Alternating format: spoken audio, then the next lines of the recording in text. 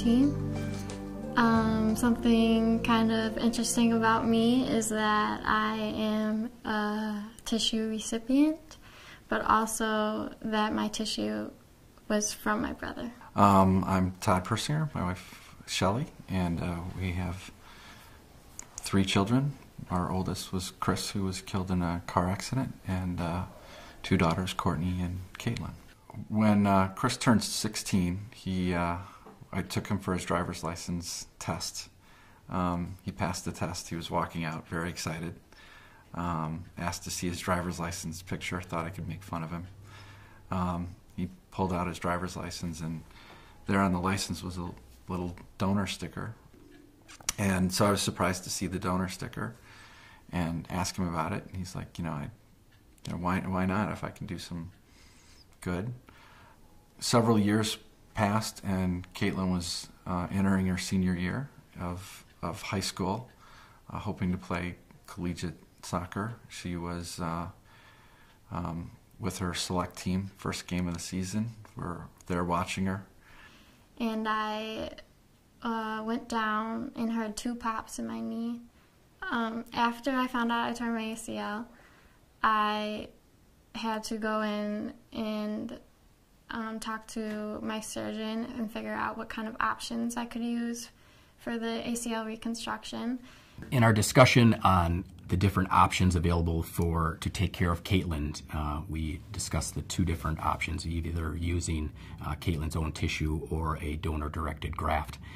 We had no idea what had happened of Christopher's gifts or how they helped other people. But in the back of our head, we still had that idea that, Chris was a donor. Whatever happened to his gifts? They let us know that he had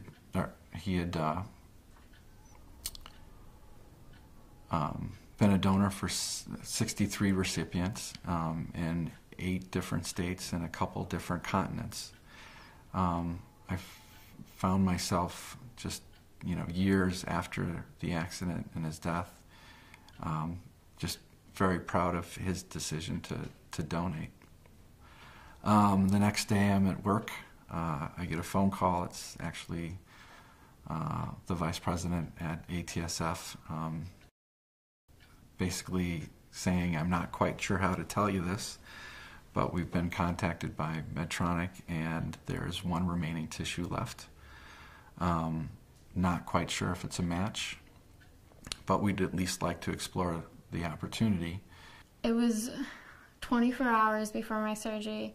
I was planning on having a hamstring reconstruction, so using my own hamstring, but they then told me that there was 1 tissue left. That was my brother's, and they asked me if I wanted to use it, and there was no way that I couldn't. My mind was set, and we had to use it. So they cured the tissue overnight, got to the hospital, and they checked it out, and it looked like it was a good, feasible option. But we didn't really know until after surgery that it was a perfect match, and so Caitlin received Christopher's final gift. So it's amazing. When they asked the question about a gift for their daughter, it was only after making sure that others had been taken care of.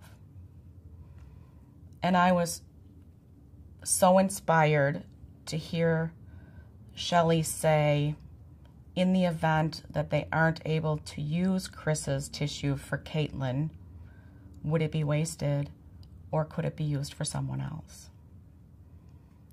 At the time, it brought tears to my eyes to realize that a mother who has survived one of the deepest hurts life can ever bring still had it within her to worry about others.